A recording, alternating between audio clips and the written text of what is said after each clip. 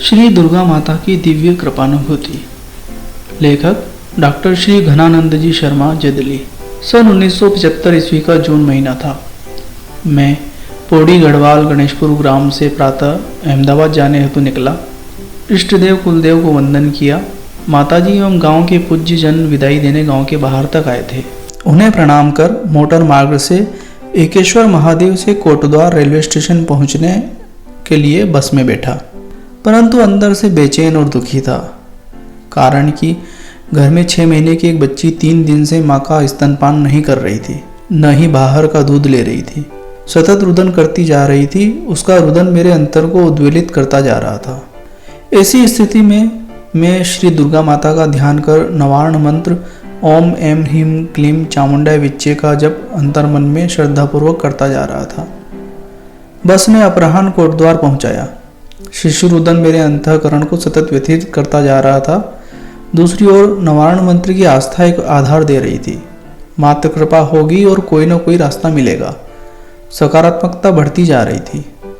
मैंने railway station Kotdwar से अहमदाबाद का रेल टिकट लिया। जब मैं प्लेटफॉर्म पर पहुंचा तो समय 4:30 हो चुका था। रेलगाड़ी 5:30 बजे आती थी और 5:30 पर वहां से चलती थी। मैं प्लेटफॉर्म पर व्यथित हृदय से एक और नवार्ण मंत्र का जप करता जा रहा था। दूसरी ओर सामने देखा तो एक सूरदास जी ने भी कोई भक्तिपूर्ण भजन सुनाना शुरू कर दिया। भजन बहुत ही भावपूर्ण था। भजन सुनाने के बाद उनकी अपेक्षा थी सुनने वाले उनके पात्र में यथाशक्ति भिक्षा दें। मैंने चवन्नी पात्र में डाली। उसकी आवाज़ सुनकर सूरदास जी ने कहा, चवन्नी नहीं, 1 रुपया अथवा 2 रुपया अथवा जितना अधिक दे सकते हो दो। मैं मौन था। वे मेरे आगे से नहीं हटे। मेरे अंतर में मंत्र जप सतत चल रहा था। वे 2 मिनट तक वहां से नहीं हटे। उनका आग्रह था, आप समर्थ हैं अतः अधिक दें। मैंने उनके नेत्रों की ओर ध्यान से देखा तो वे पूर्ण रूप से सूरदास थे और उनकी चित्त वृत्ति शांत थी। यह देख मैंने उनसे कहा, यदि आप अंतः चेतना की शक्ति रखते हैं तो बताइए मैं इस समय कौन सी चिंता में हूँ। उन्होंने कहा, श्री दुर्गा कृपा से मुझे ऐसा दिखाई दे रहा है कि आपके घर में एक 6-7 मास की बच्ची है। उसने 3 दिन से स्तनपान नहीं किया है और वह सतत रो रही है। इसी चिंता में आप डूबे हैं। यह सुनकर मैं स्तब्ध हो गया।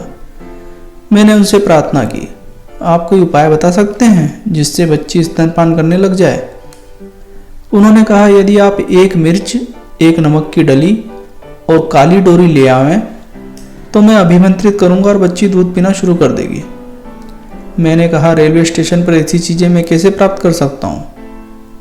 उन्होंने बताया, जो मुझे आता है वो मैंने आपको बताया। पास में एक भाई साहब थे जो कलकत्ता जाने वाले थे। मैंने उनसे प्रार्थना की, आप मेरे सामान को देखिएगा, मैं मिर्च, नमक और काली डोरी लाने की व्यवस्था करता हूँ। उन्होंने हामी भरी। मैं असमंजस में पड़ा था। सामान प्लेटफॉर्म पर छोड़कर जाऊं और सामान गायब हो जाए तो। एक दूसरे सज्जन थे, वे दिल्ली जाने वाले थे। आप चिंता न करें, जाइए और व्यवस्था कीजिए, हम हिफाजत करेंगे, उन्होंने कहा।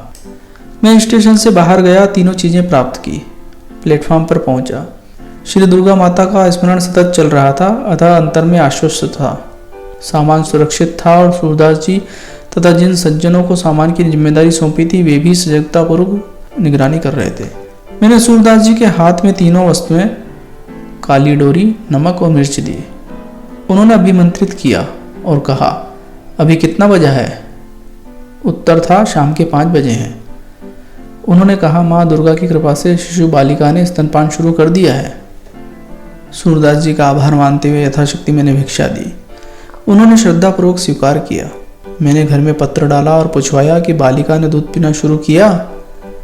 मेरी माँ का पत्र था, बेटा जिस दिन तुम अहमदाबाद के लिए प्रस्थान किए थे उसी दिन 5:30 बजे से बच्ची ने स्तनपान करना शुरू कर दिया था। श्री दुर्गा माता की प्रत्यक्ष कृपानुभूति, भीख मांगकर जीवन निर्वाह करने वाले सूरदास जी की साधना एवं भगवती दुर्गा का उनके माध्यम बनाना, इन सब के लिए मैं नतमस्तक हूँ। यह वीडियो आपको कैसा लगा? इस वीडियो के कमेंट बॉक्स में लिखकर हमें जरूर बताएं। इस वीडियो से संबंधित पुस्तकों का विवरण व अन्य जानकारी के लिए कृपया वीडियो का डिस्क्रिप्शन देखें। अगर अभी तक आपने हमारा चैनल सब्सक्राइब नहीं किया है तो सब्सक्राइब बटन पर क्लिक कीजिए और साथ ही बेल आइकॉन पर भी क्लिक कीजिए जिससे कि हमारा कोई भी अगला वीडियो आपसे छूट ना पाए।